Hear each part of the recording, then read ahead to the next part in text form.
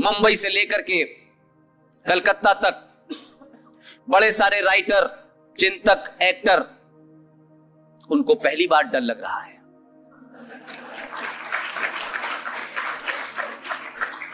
मैं इस बात से खुश हूं कि डर की शुरुआत तो हुई, और डर ये है तो लगना चाहिए आपको डर।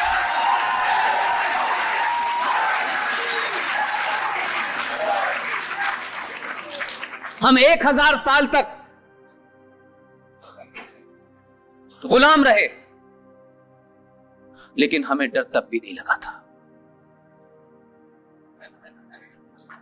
अलग अलग लोगों ने हमारे ऊपर राज किया,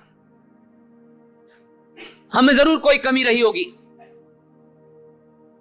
हमारे पुरुषार्थ में कमी क्यों आई, इसका हमें मनन करना चाहिए।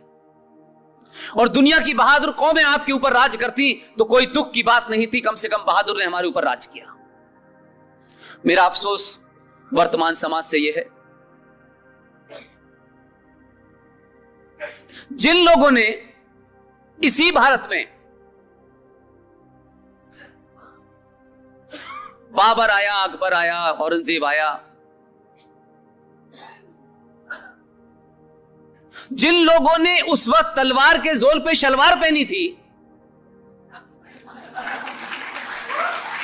जिन्होंने ज़कात से बचने के लिए अपना धर्म बदल करके मजहब इख्तियार किया,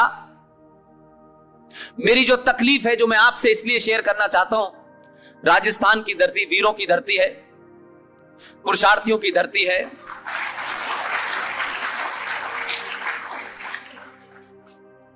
लेकिन हमने ऐसे पुरुष की कल्पना नहीं की थी जो जयपुर में है।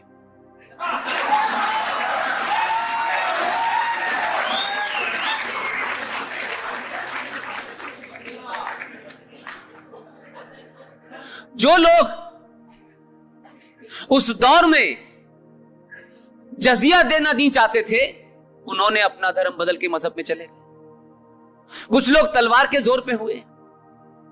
जो लोग डर के मारे, जिन्होंने अपना धर्म छोड़ा और मजहब बदला, वो 2019 में सड़कों पे आग लगा करके आपको डरा रहे हैं। उनको यह समझ आना चाहिए, ऐलानिया कहना चाहिए, तुम मूर्ख हो क्या? हम जब नहीं डरे तो अब तुमसे डरेंगे।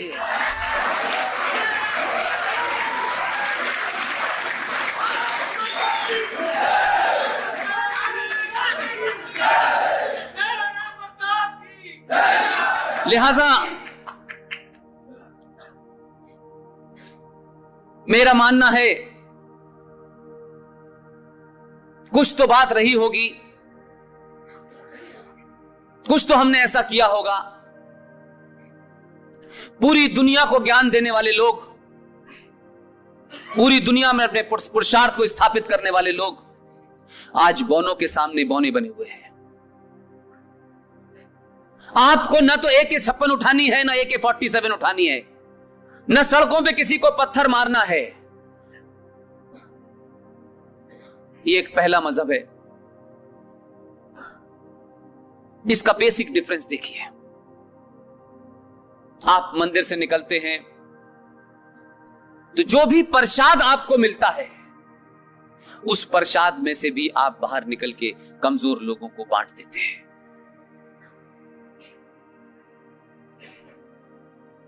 लेकिन दूसरी तरफ स्थिति क्या है कि जो लोग मस्जिद से निकलते हैं, मस्जिद की सीढ़ियां नीचे तक नहीं आती, पत्थर हाथ में उठा लेते हैं। और ये पत्थरों की परंपरा कोई ऐसी नहीं है कि यकायक यहां आ गई है। ये फलस्तीन में भी यही सीन देखते हैं आप। इसके पीछे की मानसिकता समझिए। ये जो इस्लाम के 5 फंडामेंटल हैं, उसमें एक फंडामेंटल है हज करना। हज करना अपने ईमानदारी की पैसे से हज जायज है। हज उस वक्त जायज है, उस वक्त फर्ज है आपके ऊपर जब आपने अपनी तमाम जिम्मेदारियां पूरी कर ली हो। कमाल है, 24 घंटे इस्लाम को सर पे लेके घूमने वाले लोग बात बात में इस्लाम का जिक्र करने वाले लोग, इतने बड़े 30-35 करोड़ मुसलमानों में से एक भी ईमानदार कोई नहीं निकला। ना पढ़ा लिखा निकला, ना मौलवी निकला, ना हाजी निकला, ना मुफ्ती निकला। एक भी ये कहता अगर तुम असली ईमान वाले थे। ये बात अलग है कि आजकल कोई बिल कानून बन गया है, उसके खिलाफ दिल्ली की जामा मस्जिद की सीढ़ियों से उतरते हुए बड़ी बड़ी तख्ती लेकर के हिजाब लगाए कुछ मोहतरमाएं कह रही हैं अभी हम जिंदा हैं, हमारा ईमान जिंदा है। एक मुझे नहीं मिलता जो खड़े होकर ये मुसलमान कहता कि ए मुसलमानों, ये जो तुम हज करने जाते हो काफिर के पैसे से, ये नाजायज है, इसको छोड़ो।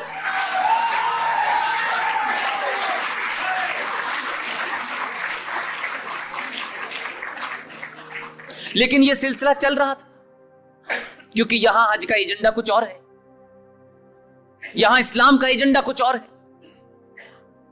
लिहाजा हमने क्या किया है, हर गलत बात को रट लिया है और जैसे जैसे आप उस से बाहर निकलने की कोशिश करते हैं, सत्ताधारियों ने आपको उससे निकलने नहीं दिया। जब तक आपके दिमाग से यह भूत बाहर निकलता कि सारे धर्म बराबर हैं, मस्जिद अल्लाह का घर है, मंदिर भगवान का घर है, जरा सा कुछ हालात बदले और उन सत्ताओं के खिलाफ लोग सड़कों पे जब आने लगे तो यकायक उनके वारिस आजकल बड़ी बड़ा चैलेंज कर रहे हैं। सवाल यह है कि जिनके घर में 19 साल और 16 साल प्रधानमंत्री रहे लोग, ये प्रधानमंत्री की कुर्सी उनके लिए रिजर्व थी, इसके बावजूद भी वो इतिहास नहीं पढ़ना चाहते। जो बात आज कही जा रही है, संसद के अंदर कोई बिल आता है, हजारों बिल आए होंगे, उनकी चर्चा तो कभी हुई नहीं। लेकिन एक तथ्य ऐसा है जिसके सामने मैं आपको कंपैरेटिव स्टडी के लिए कहता हूं, रखें। लोकतंत्र में संसद सुप्रीम होती है, हर आदमी को बोलने का मौका होता है। वो 5 मिनट बोले, वो 10 मिनट बोले, 2 मिनट बोले, वो टाइम एक अलग टेक्निकल मामला है, लेकिन हर आदमी अपनी बात कह सकता है और वोट देने का अधिकार है पार्लियामेंट के अंदर। इस देश में किसी ने यह सवाल पूछा कि एक परिवार के वारिस पूरी दिल्ली से लेकर के पूरी दुनिया भर में हंगामा मचाए हुए हैं और इस पे सवाल खड़ा करा जा रहा है कि संसद ने तो कोई बिल पास कर दिया है लेकिन हम नहीं मानेंगे। मैं कहता हूं अगर ईमानदार भी हो थोड़ी देर के लिए तो यह तो पूछो भाई कि बिल कैसा भी था, कितना भी कंट्रोवर्शियल था, कम से कम संसद के पटल पर रखा गया, पूरी दुनिया ने लाइव देखा, हर एक ने अपनी बात की, फिर उसमें वोट डाला गया और वोट के बहुमत से वो पास हुआ। लेकिन एक सवाल पूछिए आप, 1976 में भारत में इमरजेंसी लगी हुई थी, संसद मुलतवी थी, पूरा अपोजिशन जेल में था। मरहूम मोहतरमा श्रीमती इंदिरा गांधी ने, क्योंकि मुझे यह समझ नहीं आ रहा कि भाई के मुंशी साहब, भीमराव अंबेडकर, अयंगर साहब, ये तमाम सारे लोग जो संविधान को जिन्होंने बनाया, उनको इतनी अकल नहीं थी क्या कि वो भारत के संविधान में लिखते सोशलिस्ट सेकुलर भारत। इस पे जब चर्चा हुई तो कहा गया, तो अंबेडकर ने उसमें नोट किया है नीचे कि हो सकता है आने वाली पीढ़ियों के सामने हम पहले से यह बंधन क्यों बांध दें कि भारत को सोशलिस्ट रहना है, सेकुलर रहना है। आने वाली पीढ़ियों में इस पे चर्चा होगी और चर्चा के बाद अगर आने वाली पीढ़ियां ये समझेंगी कि यह जरूरी है तो इसको लाया जा सकता है, इसकी अभी फिलहाल जरूरत नहीं है। लेकिन इमरजेंसी के दौर में पूरा अपोजिशन जेल में था, संसद की कोई कार्रवाई नहीं हुई। मैडम श्री इंदिरा गांधी ने एक जघन्य अपराध किया। आप संविधान में अमेंडमेंट लाते हैं, संविधान में 126 से ज्यादा अमेंडमेंट हो चुके हैं, उसमें कोई नई बात नहीं है। इनके सर पे नहीं, ये तो कल परसों आए हैं, बाकी तो इन्होंने ही किए हैं। लेकिन 76 में जो सवाल उठना चाहिए था वो नहीं उठा। 76 में भारत की संसद की परमिशन के बगैर, संसद में इसकी चर्चा तो दूर छोड़ दीजिए, एक कागज का टुकड़ा संसद में नहीं रखा गया। जब संसद खुली, रात के अंधेरे में आपने भारत के संविधान के प्रियम्बल में, वो प्रियम्बल जिसके बारे में कहा जाता है कि वो अक्षुण्ण है, उसमें कोई कॉमा फुल स्टॉप नहीं लग सकता, क्योंकि जो हमारा प्रियम्बल है वो इंग्लैंड के प्रियम्बल का कॉपी है। इंग्लैंड के संविधान का प्रियम्बल पढ़ें और उस प्रियम्बल के नीचे आखिरी लाइन लिखी हुई है छोटी सी, उसमें लिखा है स्पेंट। एक लाइन है, एक शब्द है, बल्कि